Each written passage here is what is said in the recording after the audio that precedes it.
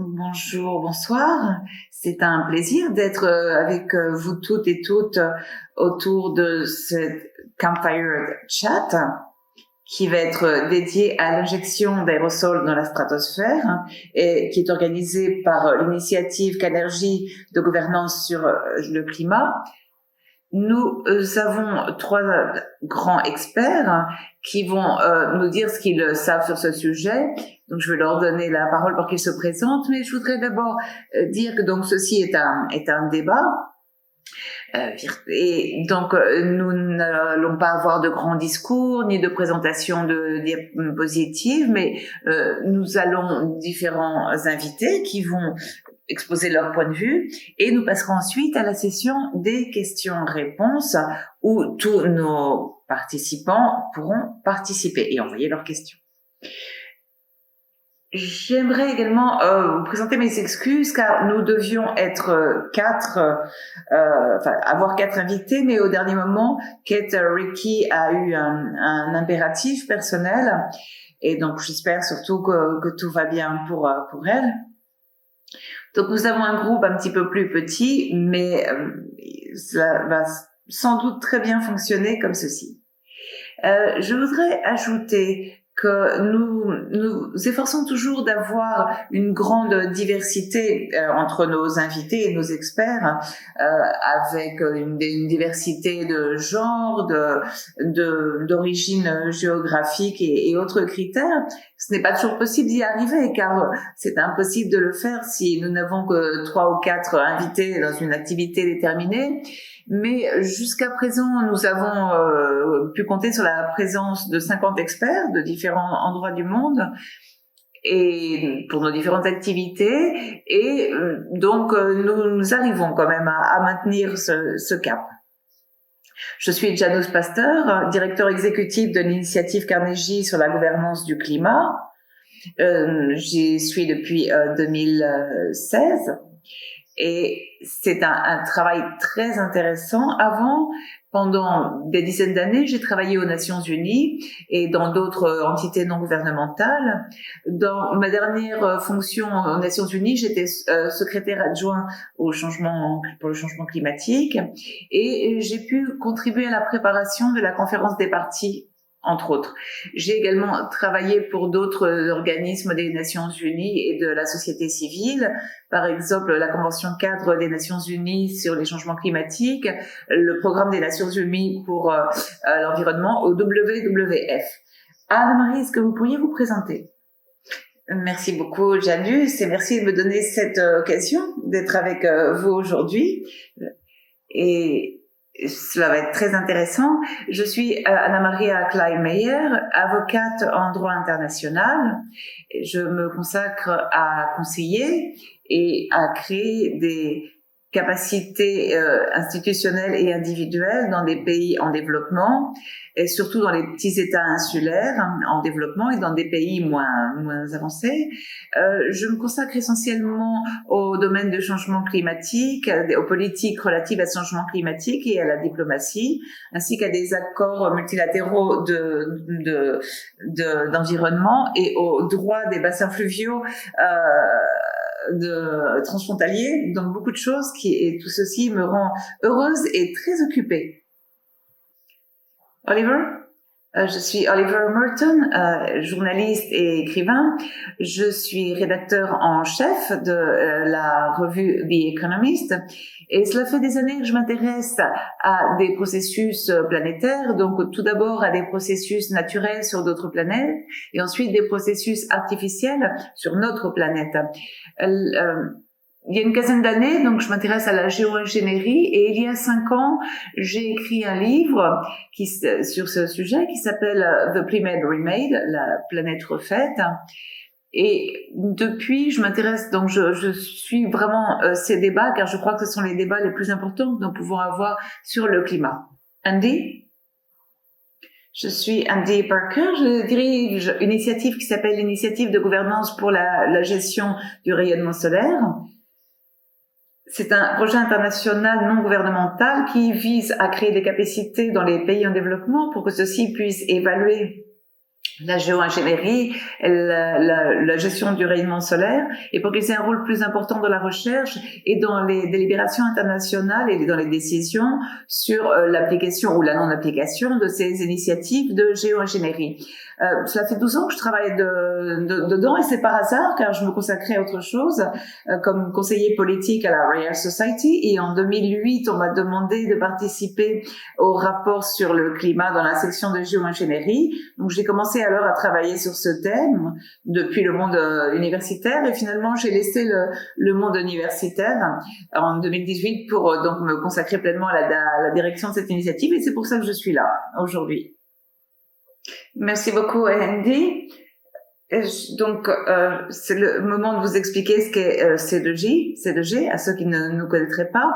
Donc, nous sommes une initiative financée par une petite fondation, et nous avons pour mission de faciliter la création de cadres de gouvernance de ces nouvelles technologies de modification du climat, en particulier l'élimination du CO2 à grande échelle et la modification du rayonnement solaire, et bien sûr l'injection d'aérosols dans la troposphère fait partie de cette MRS, de ces méthodes de MRS.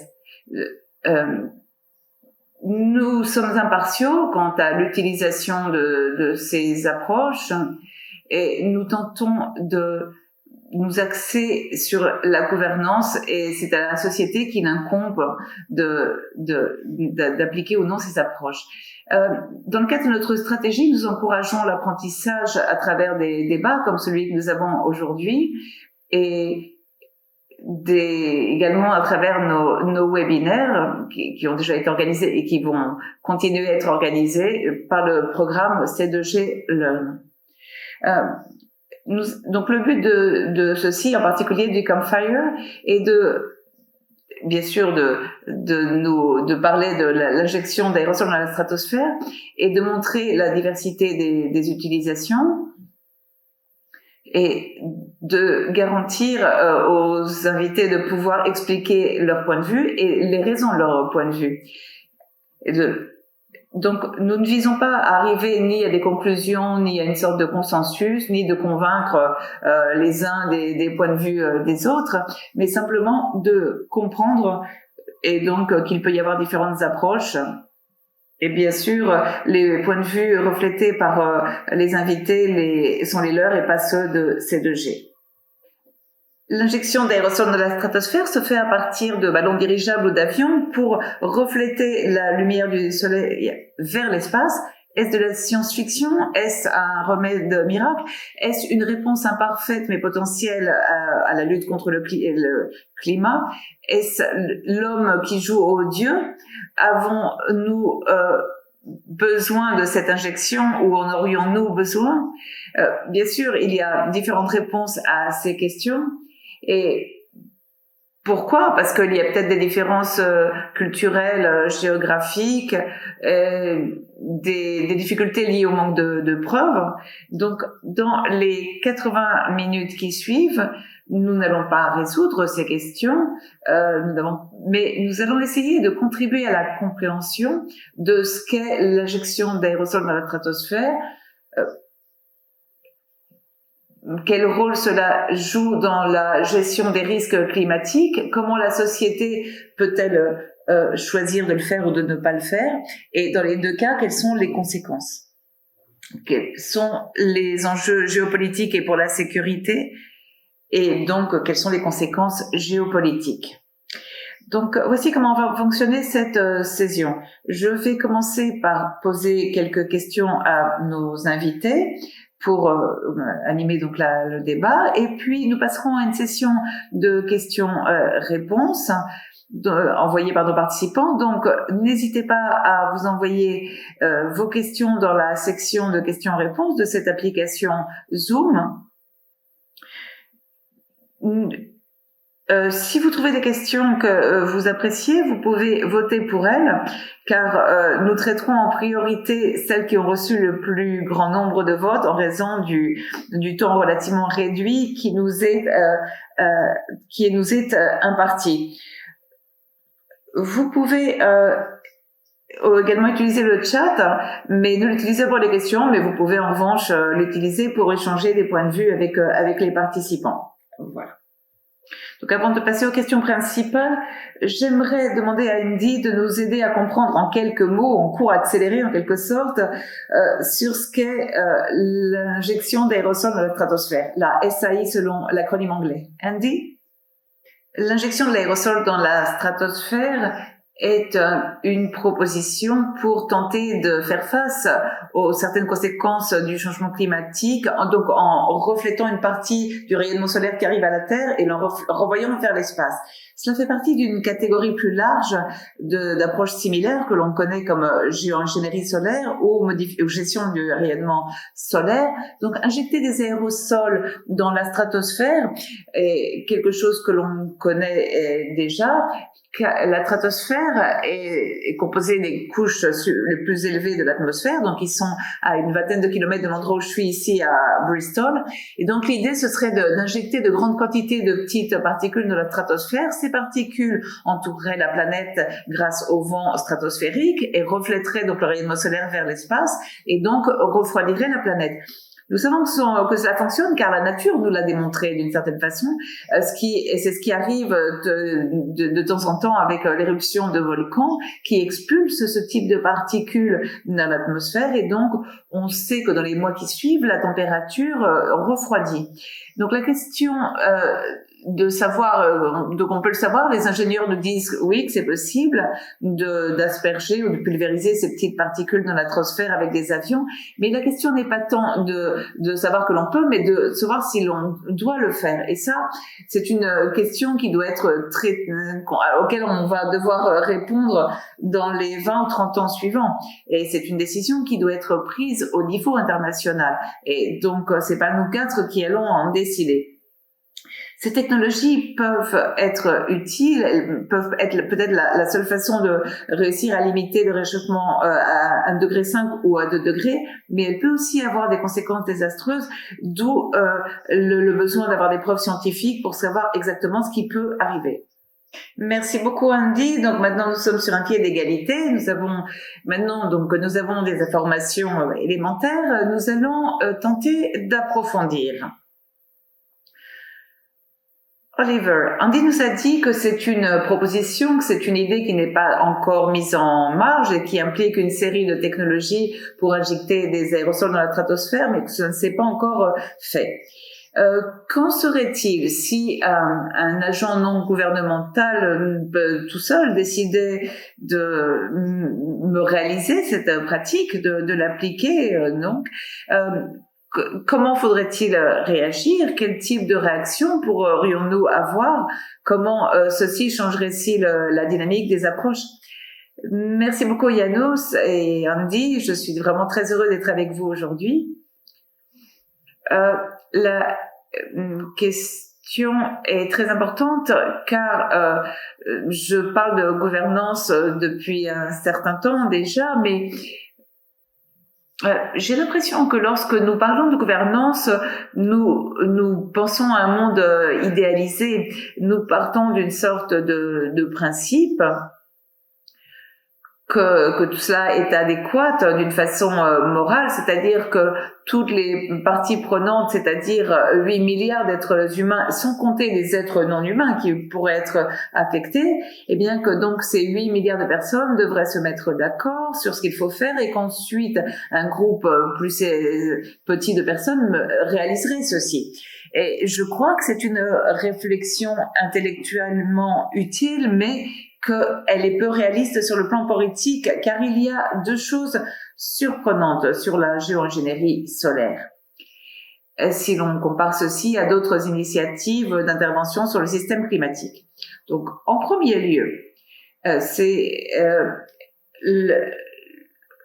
on connaît le refroidissement pour cause volcanique, donc ça se fait en quelques mois, alors que les changements de température qui seraient entraînés par l'élimination des émissions de l'atmosphère, ceci demande des dizaines d'années. Donc ça, c'est vraiment une différence importante. L'autre grande différence, c'est que si des pays très grands comme la Chine ou les États-Unis sont capables de faire fléchir la courbe des émissions, ils ne pourraient pas eux seuls changer cette courbe de manière radicale et importante, alors que la géo-ingénierie solaire, par exemple l'injection d'aérosols dans la stratosphère, peut être réalisée par un seul agent, si bien sûr il est autorisé, jusqu'au point que cela pourrait changer la planète entière. Donc reste la possibilité, il y a la possibilité qu'un seul pays agisse lui seul. Donc il ne s'agit pas simplement de donner une autorisation pour mener à bien ce type de technologie, il faut également prendre en compte de nombreuses autres choses. Et une structure de gouvernance qui sache comment réagir même à travers la quiescence est importante. Et je crois que parfois nous abordons une conception qui est trop idéalisée et nous pensons que nous devons disposer de normes à l'avance, mais il n'y a pas d'un ensemble de personnes qui partagent les mêmes intérêts. D'ailleurs, les intérêts de certaines personnes à des moments donnés peuvent entrer en conflit. Et donc, je crois que c'est une des questions fondamentales sur la gouvernance de la géo-ingénierie. C'est-à-dire qu'il faut éviter des guerres qui pourraient surgir de ces conflits. Dans différentes hypothèses, on voit que c'est un risque géopolitique qui pèse davantage que le risque physique pour différentes solutions. Et ceci doit être vraiment résolu, on va dire, dans le vif du sujet, sur le terrain. Merci beaucoup. Vous avez donc évoqué des points très intéressants. D'abord, la vitesse des résultats qu'offrent ces technologies et ensuite le fait qu'il peut y avoir différents acteurs et personnes impliquées dont nous ignorons peut-être maintenant l'identité et également le fait qu'il faut éviter des guerres. C'est-à-dire qu'il va falloir aussi aborder des questions liées à la sécurité.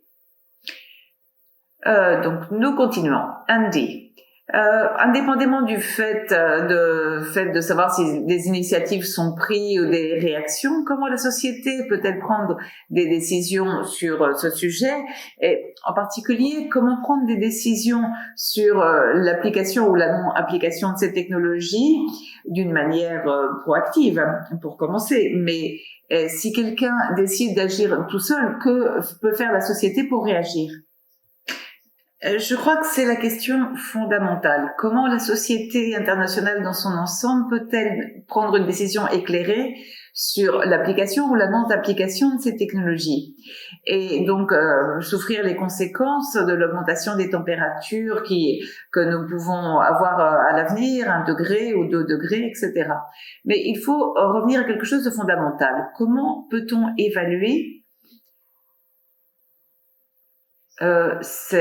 cette idée au niveau planétaire d'une technologie qui affecte toute la planète. Donc le point de départ, à mon sens, pour évaluer l'injection d'aérosols dans la stratosphère, c'est de la mettre dans son contexte, c'est-à-dire mettre le risque dans son contexte. Je compare toujours cette technologie avec une chimiothérapie. C'est quelque chose qui est désagréable, qui s'accompagne de grands risques et qui peut avoir des effets nocifs. Mais personne qui a toute sa tête n'envisagerait d'envisager une chimiothérapie ou à l'injection d'aérosols s'il ne pensait pas que l'alternative pourrait être encore pire. Donc, il est très important pour évaluer la chimiothérapie ou l'injection d'aérosols, il faut voir que nous confrontons deux risques, c'est-à-dire qu'il y a des menaces et des risques donc nocifs avec l'injection de l'aérosol, mais il y a aussi des risques qui sont liés à l'augmentation des températures qui nous attend si on décide de ne pas appliquer cette technologie. Et donc c'est le contexte dans lequel nous devons réaliser cette évaluation. Quels sont les risques en termes de sécurité, par exemple de l'injection d'aérosols dans la stratosphère? Et c'est utile et c'est aussi trompeur. C'est utile car il faut que nous faisions une recherche pour savoir les risques associés à ces technologies, mais ça ne suffit pas car si on envisage simplement cette question d'une façon isolée, on ne va pas arriver au résultat adéquat. Donc, il faut qu'une décision éclairée prenne en compte les risques en termes de sécurité pour voir si ils sont plus grands ou inférieurs à ceux qu'impliquerait ne rien faire. C'est-à-dire, appliquer ces technologies entraîne plus de risques de ne rien faire, car ne rien faire va impliquer un risque sur le changement climatique, l'augmentation du niveau de la mer, de grandes migrations. Donc, toute personne qui dit avoir la réponse sur ces réponses ment, car il est clair que jusqu'à présent, on ne sait pas quelles sont les réponses et il faut faire des efforts dans le monde entier pour pouvoir savoir quelles sont et prendre des décisions éclairées sur ce sujet. Andy, vous avez parlé de la société planétaire et ceci nous renvoie en quelque sorte à ce que disait Oliver au début. Que va-t-il arriver si un pays ou un agent non gouvernemental décide à ses risques et périls d'appliquer cette technologie? Comment pouvons-nous réagir? Ça c'est la question à 1 million. Et donc, à mon avis, c'est des raisons fondamentales pour lesquelles nous devons, et je ne sais pas qui est ce nous, qui l'inclut, mais nous devons vraiment suivre ces études de recherche et des conséquences sociales qu'implique cette technologie, le risque qu'un pays qui peut être désespéré, par exemple à cause des conséquences négatives du changement climatique, ait recours à la géoingénierie sans demander l'opinion des autres est une vraie menace et un danger. Donc, je crois que la communauté internationale devrait avoir plus d'informations et travaillé davantage sur la façon de gérer ce type de situation, car c'est justement ce que fait la C2G ou ce que nous faisons dans mon organisation. Nous travaillons pour garantir qu'il y ait un groupe de personnes qui soient bien préparées pour réagir et que nous ne soyons donc pas pris au dépourvu. Anna Maria, si nous partons du principe que l'injection d'aérosols dans la stratosphère va être faite et que donc va avoir des conséquences sur pratiquement tout le monde entier, donc que ce soit de façon négative ou positive en fonction des risques, donc comment envisager un cadre de gouvernance transparent pour pouvoir appliquer ces technologies? Je sais que c'est une question difficile. Je ne sais pas, vous avez peut-être la réponse.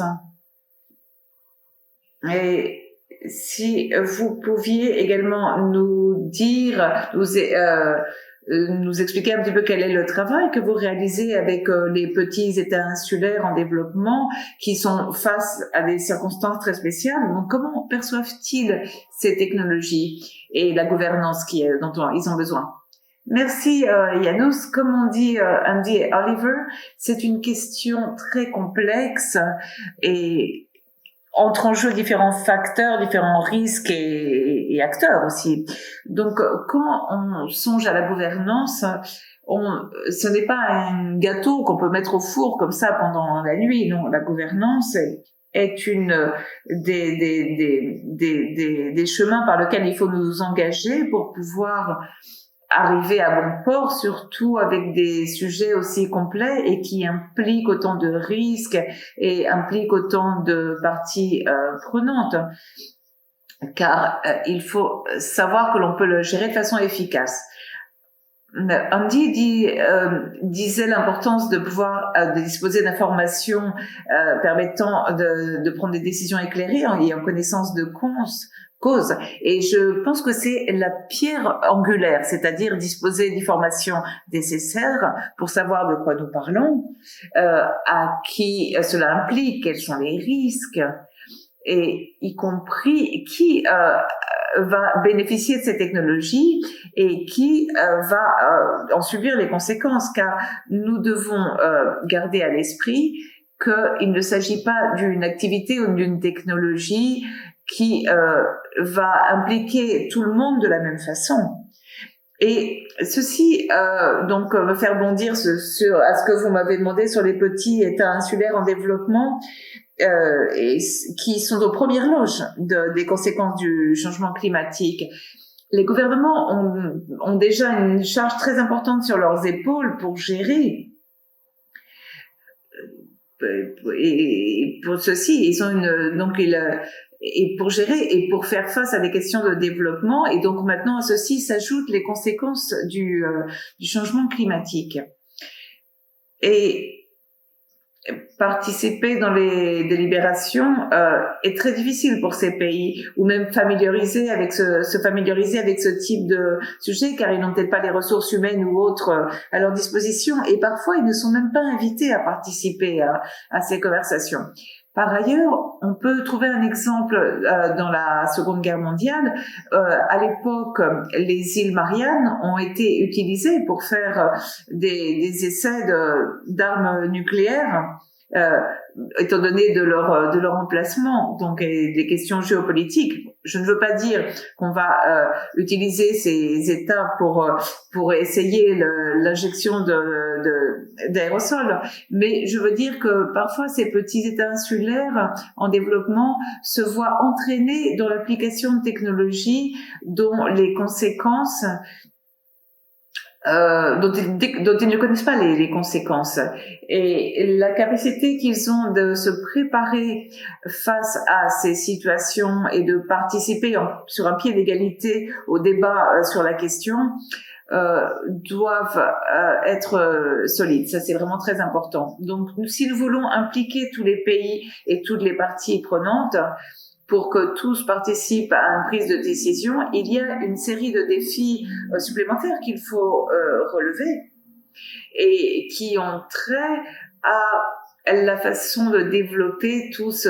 ces processus. Janus, vous avez travaillé aux Nations Unies et nous savons tous que la prise de décision multilatérale s'accompagne de ses propres difficultés, mais il faut vraiment avoir tous les pays qui vont ressentir les conséquences de cette technologie. Ce sont tous les pays ceux qui vont vivre les conséquences, donc tous doivent participer.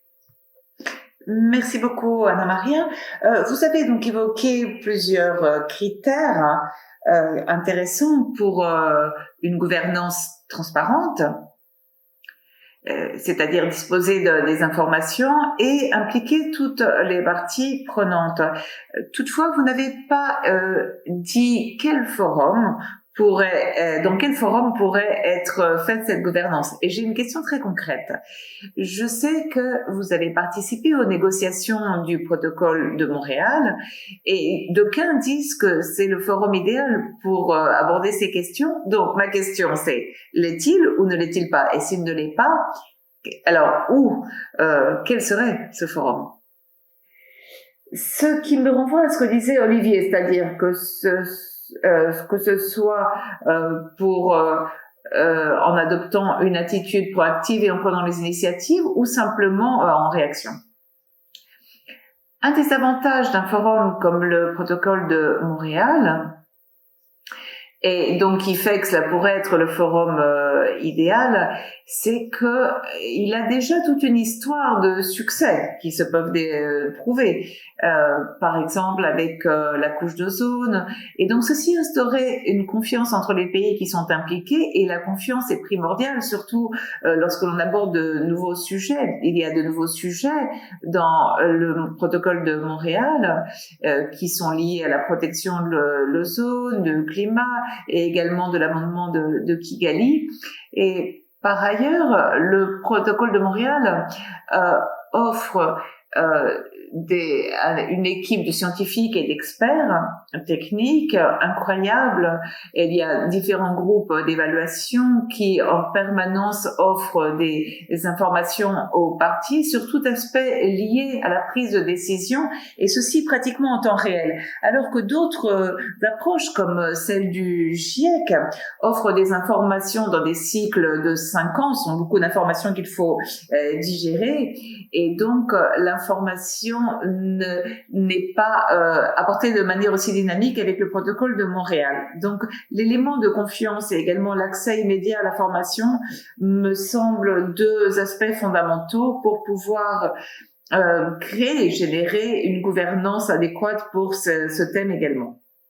Mais si ce n'est pas dans ce forum, cela pourrait au moins être utilisé à titre d'exemple. Oui, Olivier a l'air de vouloir intervenir. Justement, je voulais demander qui souhaitait intervenir. Oui, je voudrais demander à Andy et à Anna Maria, qui ont tous deux mentionné, et là je suis d'accord avec eux, le besoin de disposer de plus d'informations. Et donc, mais est-ce que le fait d'avoir plus d'informations pourrait-il faire apparaître plus d'asymétrie, donc par exemple, si nous avons plus d'informations, nous aide à comprendre que cette initiative concrète de géo-ingénierie solaire apporte beaucoup d'avantages aux États-Unis, mais par exemple est particulièrement nocive pour le Tchad.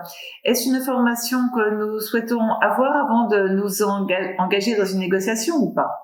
C'est-à-dire, bon, en termes plus philosophiques, peut-être que le voile d'ignorance est meilleur pour établir les principes avant d'avoir tous les détails et donc avant que les personnes ne puissent s'aventurer dans toutes ces précisions, car l'information en tant que telle n'est pas suffisante pour résoudre toutes les controverses liées au climat. Très bien, qui souhaite répondre? Anna-Maria, Andy, c'est vrai que c'est une question très intéressante. Oui, effectivement. Pour moi, disposer de plus d'informations ne m'est pas toujours utile pour prendre des décisions éclairées, car parfois même ça obscurcit plus qu'autre chose. Je ne crois pas qu'il faut avoir davantage d'informations, mais qu'il faut faciliter l'accès aux informations pour que tous celles et ceux qui peuvent et doivent participer à la prise de décision puissent avoir accès à cette information pour mieux comprendre ce qu'ils ont à portée de main. Et c'est peut-être une évidence, mais beaucoup de pays en développement ont des difficultés pour accéder à cette information. Ils n'ont pas des personnels techniques dans les pays qui peuvent assimiler toutes ces informations d'une façon à contribuer à la prise de décision. Donc, il ne s'agit pas tant d'avoir plus d'informations, mais de créer une voie d'accès à cette information adéquate. Oui, il y a une citation de Daniel Sarowitz dont tu as parlé et qui dit que il n'est pas avoir plus d'informations ne veut pas dire que l'on va systématiquement résoudre toutes les controverses climatiques, mais je crois que mieux connaître quels sont les effets, par exemple, de l'ozone de la stratosphère peut nous aider à concevoir une réponse qui soit plus adéquate pour réduire les conséquences des fluorocarbures que nous émettons. Donc, avoir plus d'informations en tant que telle n'est peut-être pas spécialement positif, c'est peut-être plutôt neutre, mais jusqu'à présent, nous débattons sur les formes de géo-ingénierie qui jusqu'à présent étaient inconcevables, et donc je crois que disposer de davantage d'informations et comprendre davantage, mieux comprendre quelles sont la situation que nous avons à portée de main, eh bien, va nous aider à prendre des décisions. Car, par exemple, si nous avons une situation dans laquelle les États-Unis peuvent avoir des avantages, mais que le Tchad va souffrir des conséquences négatives, il mieux vaut le savoir à l'avance, justement pour éviter ce type de conséquences négatives. Et je crois que sachant cette information et la confiance que mentionnait Anna Maria, il faut établir des conditions préalables, et c'est ce que nous tentons de faire dans notre organisation, c'est-à-dire que il faut donner aux scientifiques des pays en développement des capacités de financement et l'occasion de se poser leurs propres questions sur l'injection d'aérosols dans la stratosphère. Il ne s'agit pas de publier 40 articles de recherche, mais de créer un processus qui implique petit à petit plus de scientifiques qui peuvent motiver des études de doctorat, par exemple. Donc, comme je le dis, il faut des conditions préalables. Je voulais ajouter quelque chose, car je trouve que c'est très intéressant. nous avons besoin de davantage d'informations. Mais sur quoi finalement? Car il y a des précisions, par exemple sur la recherche scientifique, sur les conséquences, mais également sur les processus de prise de décision, sur les réactions, c'est-à-dire quels sont les différents types d'informations. Et il faut aussi définir qui est le nous, c'est-à-dire qui va utiliser cette information. Avant de savoir si l'information est utile ou pas, si elle est bonne ou mauvaise, il faut vraiment savoir plus spécifiquement qui va l'utiliser et comment. Qui va en réalité décider du fait qu'on a besoin de plus d'informations, si cette information est suffisante, et qui reçoit ces informations. Donc, en réalité, c'est un ensemble de questions très complexes. C'est un ensemble complexe. Je ne sais pas qui veut répondre, si quelqu'un veut répondre avant que nous passions à d'autres sujets. Qui veut dire quelque chose de plus sur le fait, l'opportunité d'avoir ou non plus d'informations?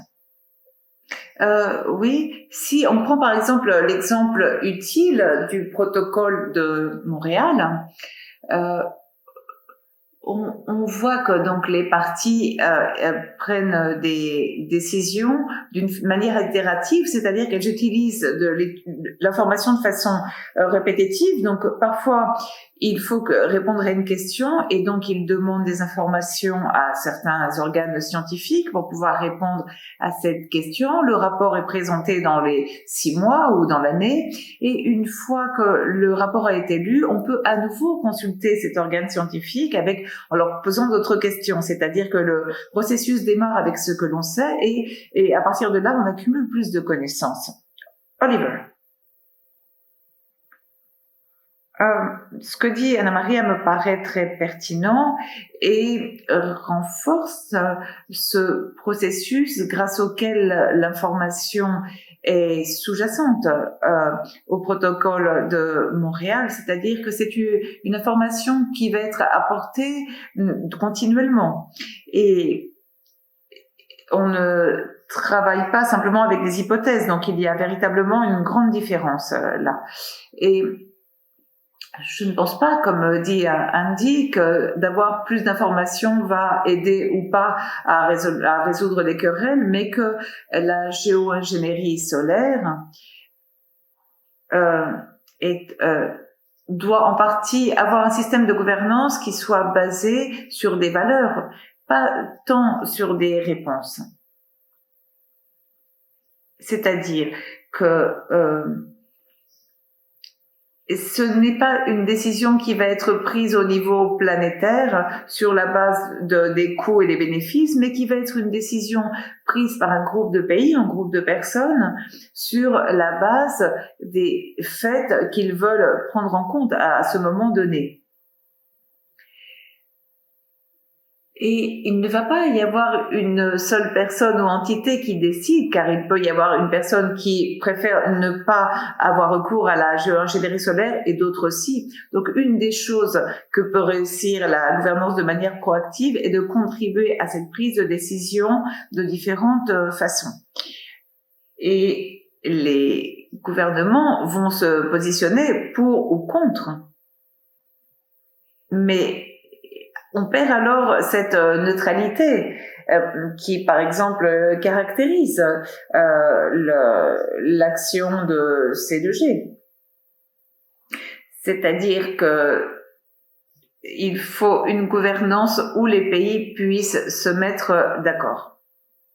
Oui, nous pourrions continuer à parler de ceci pendant X temps, mais je voudrais passer à autre chose, un autre sujet. Oliver revient. Oui, je suis allée prendre du café. C'est vrai, hein, il faut alimenter notre feu de camp. Donc, j'ai une question pour Olivier, mais tout le monde peut y répondre. Quand nous parlons de l'injection d'aérosols dans la stratosphère, bon, chacun envisage un avenir différent. Donc, il y en a qui considèrent que c'est une solution merveilleuse qui va pouvoir ouvrir la voie de nombreuses possibilités et à une vie nouvelle, alors que d'autres, ils voient que cela va déboucher sur un avenir complètement fou, que c'est la fin du monde tel qu'on le connaît. Donc, il y a vraiment des positions très, très extrêmes et différentes sur l'injection d'aérosols dans la stratosphère. Donc, quelles conséquences peut avoir cette polarisation sur la gouvernance, qui est dont nous parlons aujourd'hui? Andy a déjà levé la main. Je veux quand même éclaircir une certaine chose. Vous avez dit qu'il y a différentes opinions, certaines qui considèrent que ceci va conduire à un monde désastreux et d'autres qui considèrent que c'est une solution merveilleuse. Mais je ne connais pas beaucoup de personnes qui considèrent que c'est une option merveilleuse, car bien qu'il nous manque des informations, la plupart, je connais beaucoup de personnes qui considèrent que ça va être une option désastreuse, et d'autres qui disent que bon, finalement, nous n'avons pas d'autre solution que d'avoir recours à cette alternative, mais elles ne pensent pas que cela va ouvrir la porte à un monde merveilleux. Mais quoi qu'il en soit, il existe différents points de vue, et donc je voulais dire que des positions concrètes. Je ne voulais pas le faire, mais je voulais dire qu'il y a un large éventail d'opinions sur ceci, et donc je crois que c'est important quand nous parlons de gouvernance. Oui, il me semble que ce que veut dire Andy n'est pas que cet éventail est plus serré, mais qu'il y a des positions plus partiales, c'est-à-dire qu'il y a très peu de personnes, il n'y a pas aucun projet à grande échelle dans le monde qui mise sur la mise en application de cette technologie à court terme. Et pour le moment, ce n'est pas envisagé. Et donc, il y a une certaine réticence dans la matière, mais il y a un bon nombre de personnes dans les pays développés qui croient qu'il y a déjà des substances chimiques dans le ciel qui proviennent de certaines formes de géo-ingénierie. Et il me semble que l'histoire contemporaine de pensée qui est sur le climat se teinte de nuances catastrophistes, et donc on le voit clairement dans les commentaires de différents auteurs, ou par exemple, comme le disait Anna Maria, sur les îles Mariannes. Mais dans les années 50 et 60 du siècle passé, la menace était celle du champignon nucléaire, qui était très différente de la vision un peu de la fin du monde qui existait dans les années 20, 30 et 40. Donc le mouvement de l'environnement a réfléchi toujours au monde depuis un point de vue catastrophiste, ce qui a été renforcé car effectivement nous sommes souvent face à un avenir catastrophique. Et donc cette tendance pessimiste a été renforcée par la réalité. Et il me semble logique que la perception négative sur ces technologies pèse davantage qu'une conception plus optimiste. Mais il n'existe pas simplement un organe de décision qui puisse prendre des décisions tranchées, mais il va y avoir différentes décisions adoptées à différents moments de la part de différentes personnes ou acteurs. Et il est possible que cela ne reflète pas tout l'éventail des opinions qui existent. Une autre réflexion en la matière, sinon je vais passer à un autre sujet. Donc, nous avons largement parlé du nous, c'est-à-dire nous devons, nous pouvons, mais donc en envisageant ce nous comme une communauté planétaire. Donc, Andy, vous travaillez depuis longtemps avec des pays en développement et des petits pays. Je ne sais pas si ce travail que vous avez fait vous aide à distinguer entre les points de vue qui existent dans les pays en développement ou les pays développés. Donc, différents points de vue sur ce sujet. Et donc, je pourrais demander la même chose à Anna-Maria.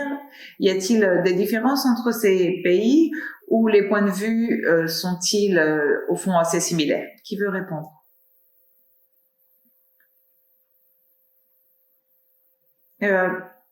Il y a un fonds de recherche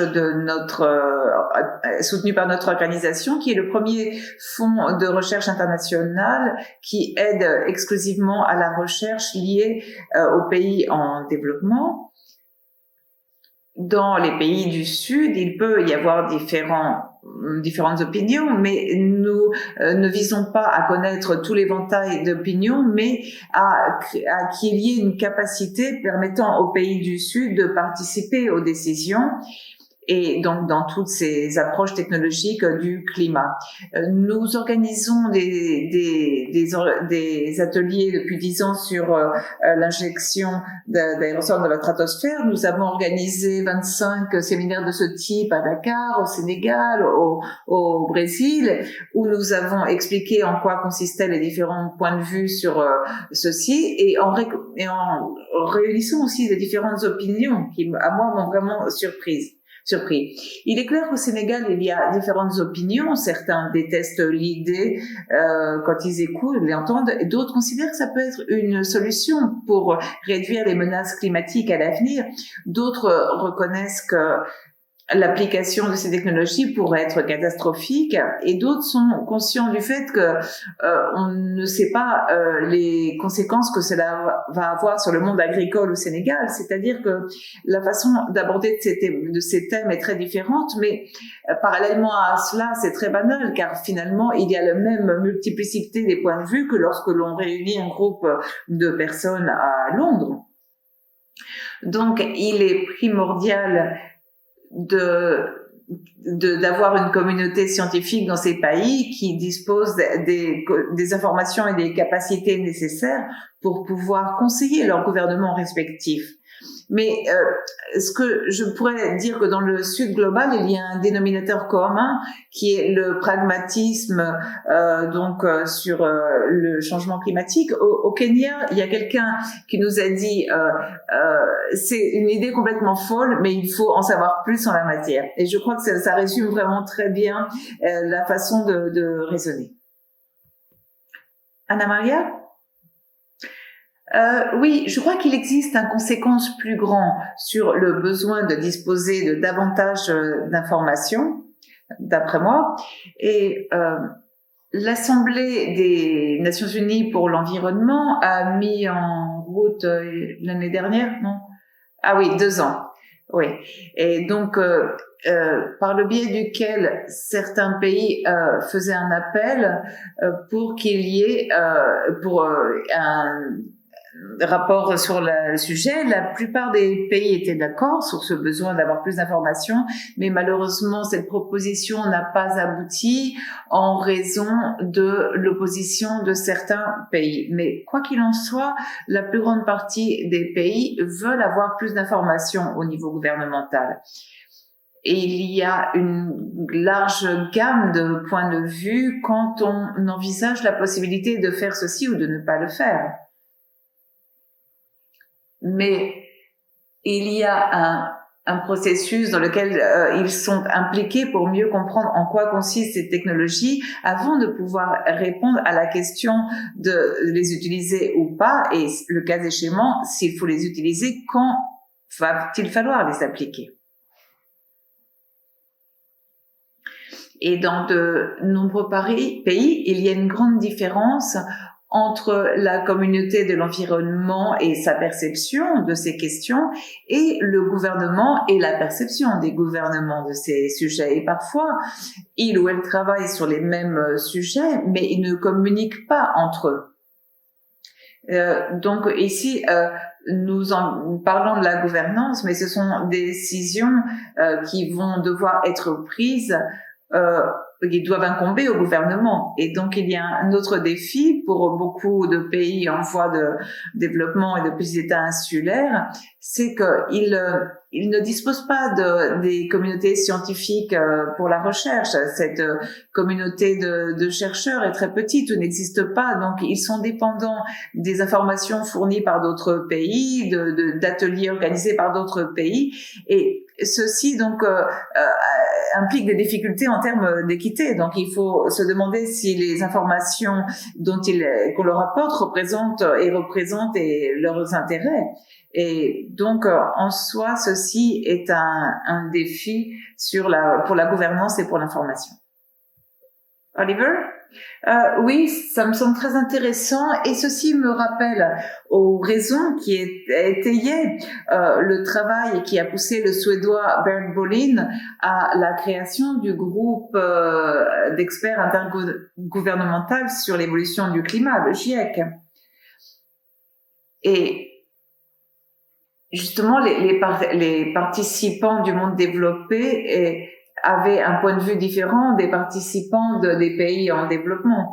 Et en Grande-Bretagne, par exemple, nous avons une grande variété de points de vue qui surgissent d'un débat semi-public assez étayé, mais qui n'existe pas dans d'autres pays en développement. Et ce n'est pas ils ne peuvent pas comparer le rapport du GIEC avec d'autres types d'informations dont ils disposent. Non, car leur première source ou unique source d'information est celle que leur apporte le GIEC. Dans son prochain cycle d'évaluation, le GIEC va, je crois, consacrer une rubrique spéciale à la géoingénierie solaire et il faudra voir quelle est la contribution que de différents groupes de recherche de pays en développement vont donc apporter. Oui, les petits États insulaires en développement sont très intéressés, bien sûr, par cette question, surtout dans le Pacifique. Quand nous avons démarré ce projet Decimals, nous avons offert des bourses de $70 000 à des pays en développement, qui est une grande gamme de pays, car cela va de l'Argentine à la Somalie.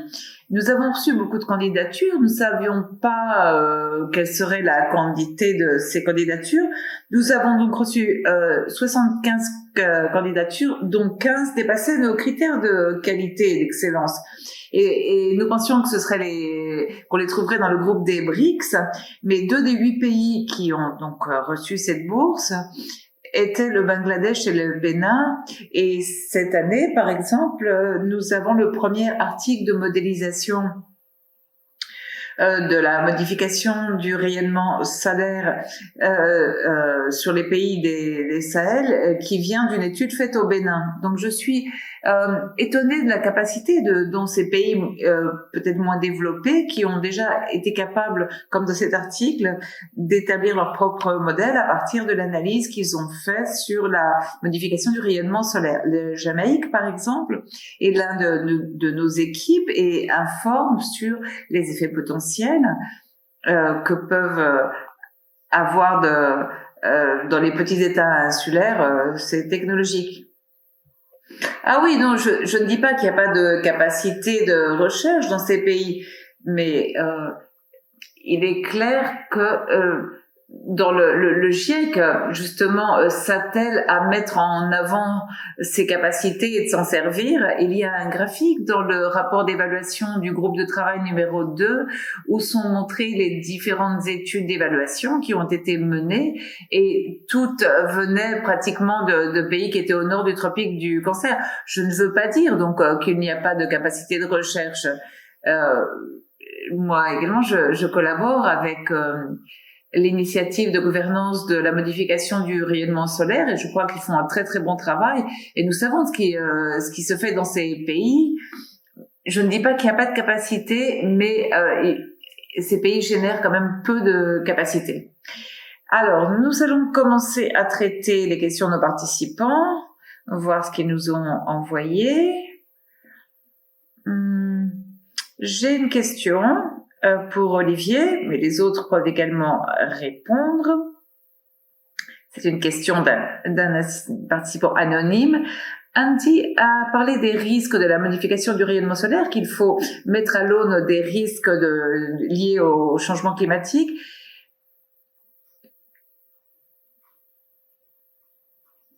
Est-ce que cela signifie que d'autres initiatives d'élimination du CO2 à grande échelle ont échoué? Car si ces initiatives ne donnent pas de résultats, il faudra bien décider sur l'application ou la non-application de la modification du rayonnement solaire avant de savoir les résultats de l'élimination du CO2 à grande échelle. Je ne sais pas si cette question fait référence à la réduction des émissions ou à l'élimination du CO2, mais il faut rappeler que l'une des raisons pour lesquelles la géo-ingénierie solaire est considérée séparément de la géo-ingénierie du carbone, c'est-à-dire l'élimination du CO2, c'est parce que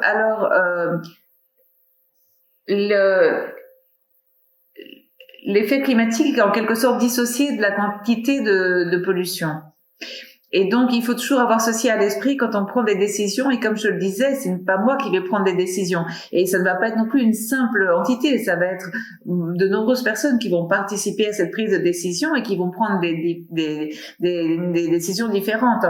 Alors, certes, c'est un problème, mais il est clair que les décisions qui sont prises actuellement sont basées sur des preuves scientifiques imparfaites. Donc, et on va prendre des décisions à l'avenir sans de grandes connaissances. Pour le moment, il y a beaucoup d'incertitudes sur la sensibilité, par exemple, sur l'équilibre du climat. Et il y a des incertitudes aussi sur comment cela pourrait infecter le climat, jusqu'à quel point, bien sûr, que les décisions sur la géo-ingénierie vont être prises avec un manque de connaissance de tous ces aspects. Mais on pourrait dire la même chose de décisions sur le changement climatique qui sont prises actuellement. En réalité, toutes les décisions sur ce thème. Est-ce que quelqu'un veut ajouter quelque chose? Autrement, j'ai une question très intéressante. C'est une question donc de Beth et Beth et elle s'adresse d'abord à Anna Maria. Donc Beth nous demande ce dont nous avons besoin de savoir à l'avance pour la gouvernance de l'injection d'aérosols dans la stratosphère. Depuis 1945, aucun pays ne s'est servi d'armes nucléaires. Est-il possible qu'un pays ait recours à l'injection d'aérosols dans la stratosphère tout seul pour convertir cette technologie en un tabou, comme ça a été le cas avec les armes nucléaires? Oui, c'est intéressant et je crois que ça nous ramène une fois de plus à une question de gouvernance.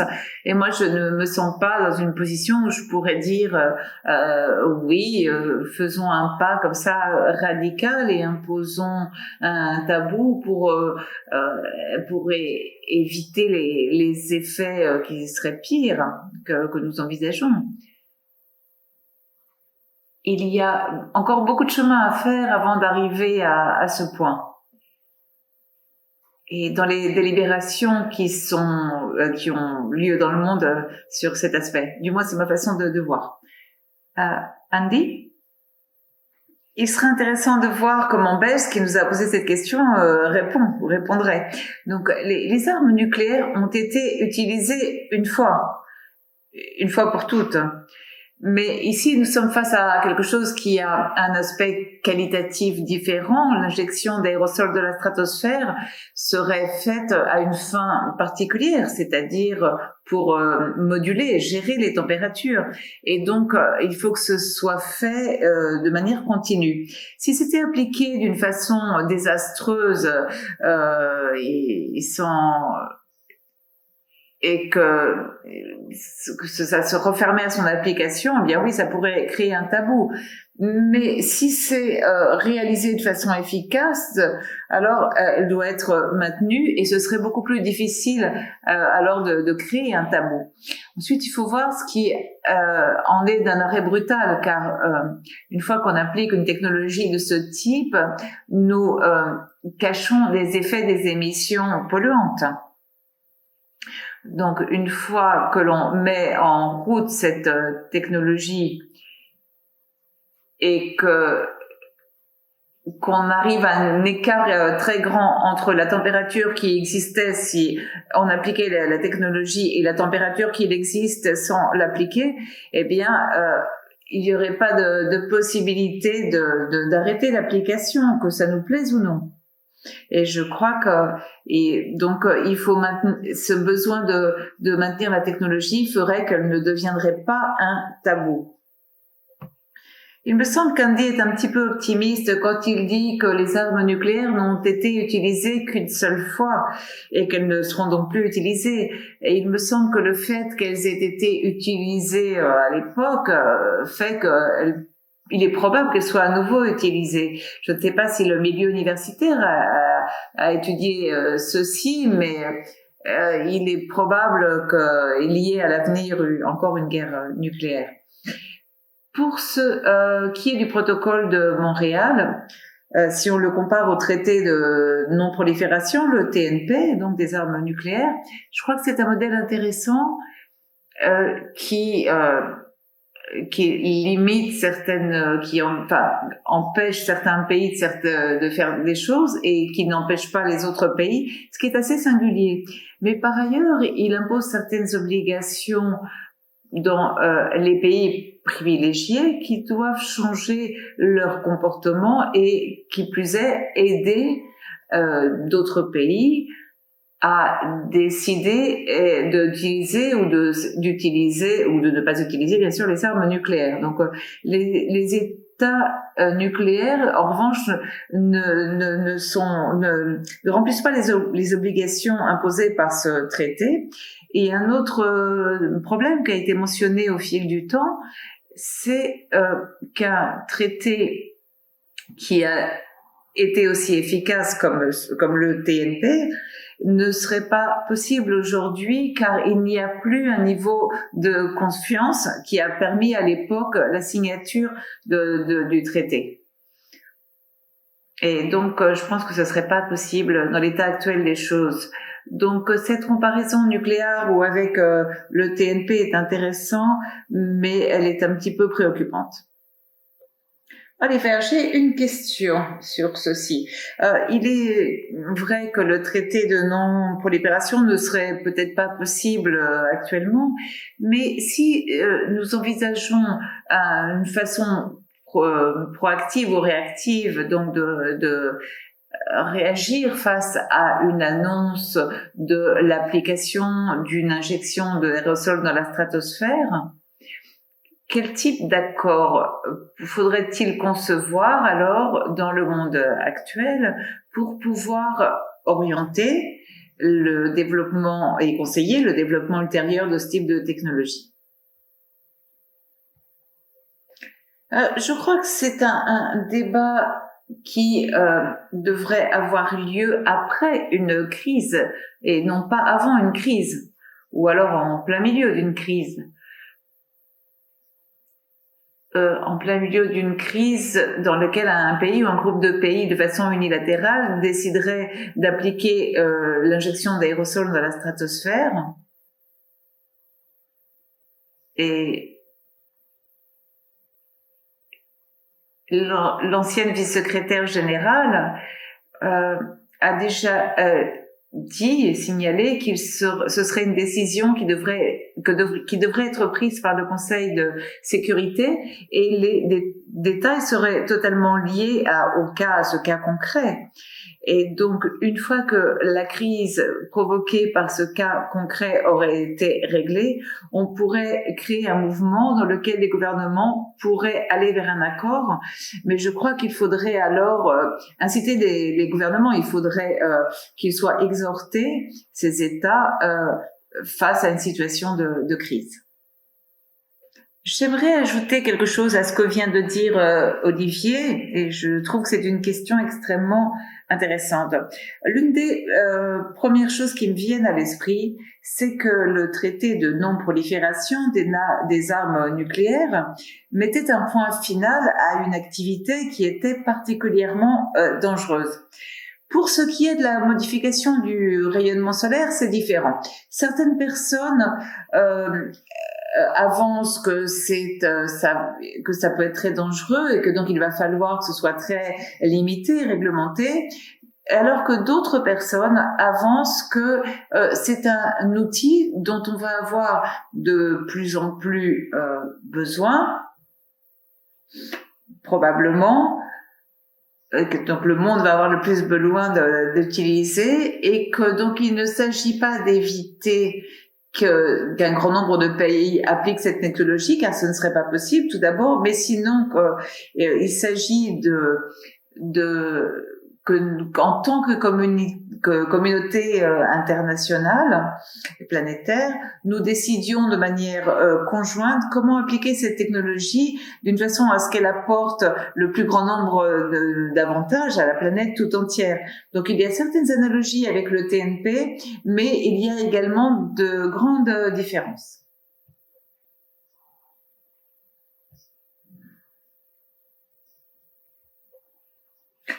Je suis d'accord, mais il faut garder à l'esprit le fait que certains pays impliqués croient qu'ils tirent de grands avantages au fait de disposer d'armes nucléaires.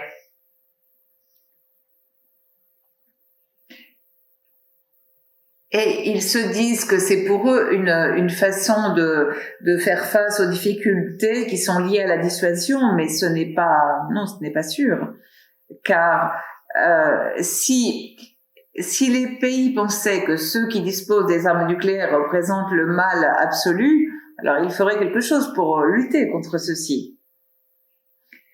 Mais bien sûr, tout ceci, il y a des risques et des dangers, et ça peut être justement similaire à ce qu'il arrive avec l'injection des aérosols dans la stratosphère. Donc, en percevant les dangers, on pourrait être incité à tenter de les gérer de façon conjointe. Il y a des motivations très différentes pour ceux qui disposent ou pas des armes nucléaires, donc très différentes de ce qu'il faudrait appliquer dans le cas de la modification du rayonnement solaire. Par exemple, si nous envisagions que d'utiliser les armes nucléaires permet de sauver des milliers de vies, eh bien nous serions face à une hypothèse réelle, car ce n'est pas dans ce but qu'ont été conçues les armes, alors que là nous parlons d'une technologie qui est susceptible de générer des avantages sur tous les continents. L'argument des armes nucléaires était que le fait de disposer d'armes nucléaires était un élément dissuasif face à la menace d'autres guerres. Mais il y a des personnes qui pensent réellement que les armes nucléaires maintiennent la paix et même la prônent. Ils en sont convaincus. Donc, si je devais diriger un pays qui avait développé l'injection d'aérosols dans la stratosphère et qui souhaitait l'appliquer, je préférais que personne d'autre ne dispose de cette technologie, car ceci me permettrait de fixer les conditions, les règles du jeu, de décider la quantité d'ingénierie qu'il faudrait appliquer. Mais même si tu tenais compte des effets d'un arrêt brutal, si tu étais le seul pays capable d'appliquer cette technologie, sachant que les effets ne vont pas seulement se faire ressentir dans ton pays, mais sur toute la planète, je pense que dans ce cas, l'architecture de gouvernance serait différente, car dans ce cas, tu souhaiterais qu'il y ait d'autres pays dans différents endroits du monde capables d'appliquer cette technologie pour atteindre le meilleur effet. Oui, je crois que c'est vrai, mais le fait que je sois d'accord et que ce soit le mieux ne veut pas dire qu'un certain pays va décider de partager ou de vouloir compartir cette technologie, car les intérêts d'un pays donné au gouvernement peuvent ne pas coïncider avec ceux d'autres pays. Donc, je crois qu'il y a une divergence de vue qui est très intéressante. Je crois qu'il serait certainement bien meilleur pour la planète dans son ensemble, mais en fin de compte, si un a la capacité de pouvoir fixer les compétitions d'application de cette technologie, eh bien, ce serait adéquat pour un pays capable de modifier le climat et qui ne, alors qu'il n'y a pas beaucoup d'autres pays qui sont capables de le faire. Mais ici, les rôles s'inversent. Et par exemple, si les élections aux États-Unis font que c'est Biden qui est élu au lieu de Trump, penses-tu que Biden préférerait avoir le contrôle d'un système applicable d'injection d'aérosols dans la stratosphère? C'est-à-dire que bien qu'il ne soit pas d'accord en général avec Trump, est-ce qu'il aurait la même idée que Trump, donc simplement parce qu'ils viennent du même pays? Non, bien sûr que non. Mais finalement, Obama a bien donné le bouton nucléaire à Trump. Ah oui, mais ça, il l'a fait à contre-cœur. Oui, il est clair qu'en termes nucléaires, je comprends très bien l'argument que tu brandis. Par exemple, le gouvernement de l'apartheid en Afrique du Sud a arrêté de développer son programme nucléaire car il ne voulait pas qu'un gouvernement démocratique d'Afrique du Sud ait accès à lui. Et par exemple, moi, si je vivais dans un château et que je pensais que donc les paysans déploient une injection d'aérosol dans la stratosphère qui va me détruire, et bien que j'arrêterais de le faire et d'inventer ceci. Mais ça mais si finalement il n'y avait pas de perturbation, je préférerais avoir le contrôle de ce type de technologie. Ceci me rappelle quelque chose qu'a dit Andy au début de notre conversation, à savoir que ce sont des choses que nous n'allons pas résoudre en quelques minutes, mais qu'il va falloir pour ceci des dizaines d'années.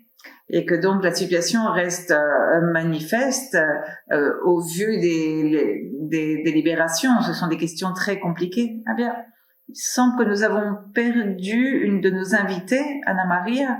J'espère qu'elle va pouvoir revenir. Elle a dû avoir un petit problème technique.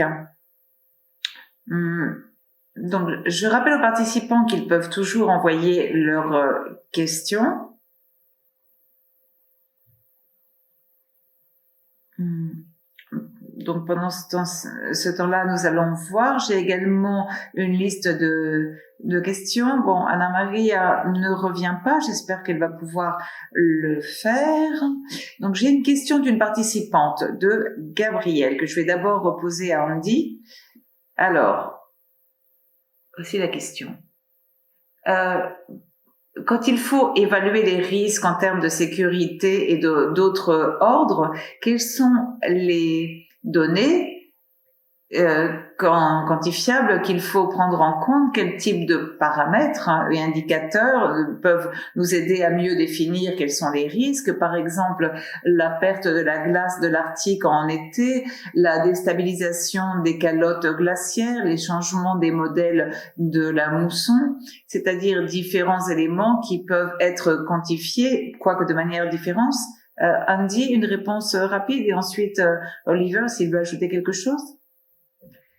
Je crois qu'il serait très difficile de disposer de données quantitatives, physiques fiables qui pourraient être utilisées pour définir clairement quels sont les risques en termes de sécurité. Car exemple, pour moi, les risques de sécurité sont liés à la possibilité qu'il y ait de la violence entre les États. Et je pense que les risques de sécurité sont plus liés aux intérêts que les États perçoivent quant à l'application de l'injection d'aérosols dans la stratosphère et de la modification du rayonnement solaire face à ce que feraient d'autres États qui sont en concurrence en quelque sorte. Et je ne pense pas qu'il puisse y avoir de données quantitatives physiques fiables qui nous aident à définir les risques en termes de sécurité. Oliver? Oui, je suis d'accord avec Andy. L'avantage de connaître la température moyenne mondiale, qui d'ailleurs sous bien des aspects, est une variable médiocre. Donc, l'avantage, donc, c'est qu'elle elle est très bien, elle est très bien définie et elle est facile à mesurer. Donc, on a vu l'évaluation très claire ces dernières années. Il y a différentes approches statistiques. Roger Pirkessenior, par exemple, parle depuis longtemps de l'intensité de certains épisodes météorologiques pour mieux comprendre jusqu'à quel point ceci perturbe le climat. Et certains des avantages ou des effets nocifs, au contraire, de l'injection d'aérosols dans la stratosphère sont basés sur différents travaux qui ont également trait à l'intensité. Par exemple, le refroidissement qui pourrait être beaucoup plus rapide de ce que l'on peut penser. Et il y a un effet bien connu de les précipitations qui serait moindre, donc cela provoquerait des sécheresses. Donc c'est une situation très complexe. Ce qui me ramène à ce que nous disions au début, où il y a quelques questions, à savoir que nous allons devoir prendre des décisions alors que nous serons en plein milieu d'incertitudes sur de tant de sujets. Et c'est une des raisons pour lesquelles si il est possible que, par exemple, un professionnel de la géo-ingénierie ait fait des siennes d'une certaine façon, mais il s'agit en fait d'un effort qui doit être entrepris à l'échelle mondiale. Anna Maria, merci beaucoup d'être revenue. Je suppose que vous avez eu un petit problème technique. Elle nous demande de l'excuser. Alors, nous allons changer de sujet. Andy, vous avez dit donc quelque chose de très intéressant au sujet d'une personne, et j'aimerais connaître donc le point de vue d'Anna Maria sur ceci. Donc, au Sénégal, quelqu'un vous a demandé quelles seraient les répercussions de l'application de cette technologie sur l'agriculture. Nous avons parlé des différentes conséquences en termes de pauvreté, d'agriculture, de santé, etc. Et il est fondamental de connaître tous ces effets. Mais par ailleurs, nous avons une série d'objectifs qui ont été fixés au niveau international, qui sont les objectifs de développement durable, qui sont donc qui sont là, qui sont présents. Et tout ceci me conduit à vous demander la chose suivante. J'aimerais que d'abord Anna Maria réponde, mais après, ça peut être au tour des autres, bien sûr.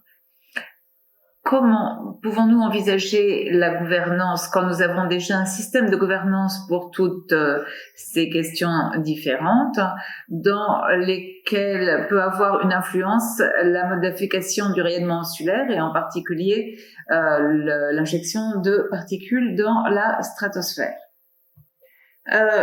Il me semble que si l'on tient compte du changement climatique ou que l'on voit comment est gouverné le changement climatique au niveau mondial, nous sommes conscients du fait que le changement climatique a une influence sur tous les objectifs de développement durable et que le pays doit faire face à cette question en intégrant des aspects de changement climatique dans tout le travail sectoriel qui a trait à ces objectifs grâce à des collaborations avec des organismes de développement, avec des organismes de financement et également en intégrant les politiques climatiques et de développement dans les objectifs que chacun de ces pays se fixe. Donc c'est particulièrement difficile et cela soulève de grandes difficultés et dans certains cas les pays voient encore plus de difficultés à l'heure de pouvoir remplir les objectifs de développement durable, car le changement climatique est un autre obstacle. Mais on ne peut pas esquiver la réalité, elle est là. Et Pour ce qui est de la modification du rayonnement solaire en termes général et même la géo-ingénierie dans son ensemble, aborder ces questions et l'avancée de ces technologies ou de leur gouvernance doit être fait et scruté à travers cet objectif, qui voit tous ces aspects que nous avons mentionnés. Car si nous abordons ce sujet de façon isolée, cela va être encore plus perturbateur. Il va falloir impliquer différentes parties prenantes, le secteur agricole, la santé, l'éducation. Donc, tous ces secteurs doivent être impliqués dans la réponse que nous devons donner à ces technologies. Mais nous disposons d'un modèle approprié sur la façon dont les pays intègrent le CREMA dans d'autres types de travaux. Et ceux qui travaillent depuis longtemps sur le changement climatique depuis longtemps ont vu qu'il y a eu de grands progrès dans les gouvernements et dans la façon dont dont chacun de ces secteurs aborde le problème. Avant, ces questions étaient abordées de façon séparée, mais ce n'est plus le cas désormais. Et donc, je crois que nous avons un bon modèle. Oui, travailler dans des compartiments séparés est le plus facile, mais c'est pas le plus approprié. Et en fin de compte, c'est plus difficile. Quelqu'un veut-il ajouter quelque chose? Non? Non, très bien. Nous sommes tous d'accord. Bien. Alors, moi j'ai une question qui me trotte dans la tête. Parce que nous avons parlé, par exemple, tout à l'heure du traité de non-prolifération. Et, pardon, j'avais plus de batterie sur l'écran. Donc, est-ce que vous pourriez nous dire quelque chose sur l'histoire, c'est-à-dire jusqu'à quand devrions-nous remonter donc dans l'histoire pour trouver quel événement concret nous pouvons envisager et qui fasse écho à notre réflexion sur la gouvernance d'approches émergentes pour protéger le climat. Nous avons parlé avant de la pertinence ou non du traité de non-prolifération pour notre discussion. Mais il y a peut-être d'autres exemples que vous pourriez citer qui pourraient être utiles ou peut-être pas, je ne sais pas. Andy a déjà levé la main, il a l'air bien prêt. Allez, je vous écoute, nous vous écoutons. Oui, on peut prendre un exemple dans l'histoire contemporaine, y compris dans les 12 dernières années d'études de la géo-ingénierie. Et donc, il y a un exemple qui n'est pas très souvent cité ou pas assez cité, qui est celui de la fertilisation des océans. Quand j'ai commencé à travailler en géo-ingénierie du carbone et solaire en 2008, la fertilisation des océans faisait l'objet de débats, on en parlait partout sur des forums internationaux et dans le cadre de la Convention de Londres. Et il y avait un grand débat sur le fait qu'il fallait faire plus de recherches dessus ou non. Et donc on apercevait ce terrain un peu confus, non? Qui est le même que celui que nous avons aujourd'hui avec l'injection d'aérosols dans la stratosphère. Je crois que c'est un bon exemple, car donc de grandes études de recherche ont été menées et qui sont arrivées à la conclusion que cela impliquait beaucoup plus de complications et de risques que ce que l'on avait envisagé et qu'en plus c'était beaucoup moins efficace. Donc, dans les 12 dernières années, la fertilisation des océans a perdu de plus en plus de présence et d'ampleur comme alternative, car les études de recherche ont mis en avant les inconvénients potentiels et toutes les complications que suppose la mise en marche de cette technologie. Donc, je pense que c'est un bon exemple en ceci. Il y a 12 ans, le panorama était tout à fait différent. Et il y avait la fameuse citation de John Martin qui disait donnez-moi un demi-tanker de fer pour que je fertilise les océans et je vous donnerai un nouvel âge de glace. Donc, l'histoire contemporaine, de toute façon, de la géo-ingénierie donne des exemples qui illustrent bien notre façon de pouvoir donner un cadre à cette injection d'aérosols dans la stratosphère il y avait également d'autres questions, par exemple comme blanchir ou éclaircir les surfaces. Et là aussi, après des études de recherche, on a découvert que ce n'était peut-être pas aussi efficace qu'on l'avait pensé. Donc, je pense que l'une des mesures de gouvernance les plus efficaces, c'est justement de réaliser les études nécessaires qui nous donnent des bases permettant de prendre des décisions par la suite. Je vais ajouter quelque chose à ce que vient de dire Andy, à savoir que la dynamique interne de la communauté de la recherche est également un élément qui pèse. Et ensuite, je me demande, alors est-ce que c'est parce que je vis à Greenwich, en Angleterre? Je me demande s'il y a un type de comparaison historique que nous pourrions faire avec ce qui est arrivé au 19e siècle, quand la Grande-Bretagne s'est efforcée de s'annexer les océans, et car la loi internationale qui prévalait jusqu'alors sur les océans avait donné à la Grande-Bretagne une hégémonie sur ces océans, et donc le pays voulait le garder pour pouvoir continuer à exercer un contrôle sur les océans. Donc à ce moment-là, ça a été un moment, de grande fierté pour l'Angleterre, pour la Grande-Bretagne. Et je ne sais pas si ça peut servir pour indiquer que quand on applique une perspective internationale les choses peuvent être différentes. Quand cette vision était remise en question au XXe siècle, eh bien cela a finalement abouti au système que nous avons actuellement, et c'est-à-dire à une hégémonie des États-Unis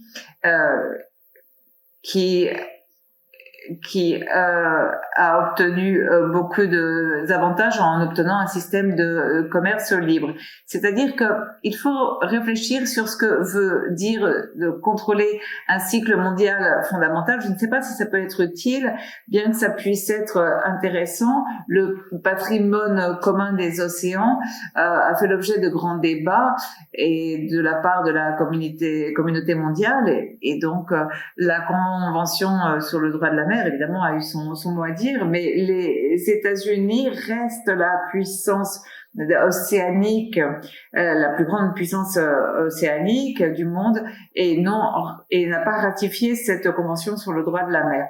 Donc quoi qu'il en soit, cet exemple sur les lois maritimes précédentes montre que qu'en dépit des succès remportés, on ne doit pas c'est pas spécialement le pays qui a le plus de pouvoir qui doit s'impliquer dans un sujet en particulier. C'est-à-dire qu'un pays peut décider de ne pas signer un certain instrument s'il pense que cela ne sert pas ses intérêts. Bon, nous allons donner la parole à Anna Maria, qui est l'experte de ce thème. Il me semble qu'Olivier a dit quelque chose d'intéressant quand il a évoqué le fait qu'il est fort probable qu'aujourd'hui le traité de non-prolifération ne serait pas signé, ne pourrait pas être signé. C'est une chose que j'ai entendue dans le contexte de différents accords sur l'environnement, par exemple du sommet de la Terre de Rio en 1992, qui a donné naissance à une grande convention de l'environnement comme la Convention cadre des Nations Unies. Et le monde alors était fort différent, et il serait beaucoup plus difficile aujourd'hui, pour ne pas dire impossible, d'arriver à ces accords. Quand toutefois nous voyons l'accord de Paris, et que nous voyons jusqu'à quel point le système climatique a changé dans le monde, et comment les pays désormais mettent la lumière sur leurs propres engagements, nous nous rendons compte qu'avec le protocole de Kyoto et la convention cadre, nous avions un contrôle de la part du système climatique, alors que maintenant c'est chaque pays qui exprime ses engagements, et qui explique également comment qui dit jusqu'à où il peut arriver, il est prêt. Et en plus il contrôle s'ils ont accompli en fait les promesses qu'ils ont faites. Donc, il va peut-être falloir envisager ce que les pays sont disposés à faire pour l'injection d'aérosols dans la stratosphère. Donc, est-ce qu'ils vont suivre un modèle comme celui de l'accord de Paris, C'est-à-dire, est-ce vont-ils suivre un modèle qui va leur donner la flexibilité de dire qu'ils sont disposés de faire ci ou ça et de voir ensuite ce qu'il y aura. Merci beaucoup. Nous devons terminer notre rencontre d'aujourd'hui car nous n'avons plus de temps comme d'habitude. Comme nous avons dit au départ, nous n'avons pas résolu tous les problèmes que soulève cette question, mais nous espérons avoir apporté quelques éléments de compréhension et également pour qu'on puisse se rendre compte qu'il y a de nombreux points de vue et de nombreuses approches. Donc merci beaucoup à nos experts et aux participants. Merci aussi à mes collègues qui sont derrière l'écran et qui font que cet événement est possible. Merci beaucoup.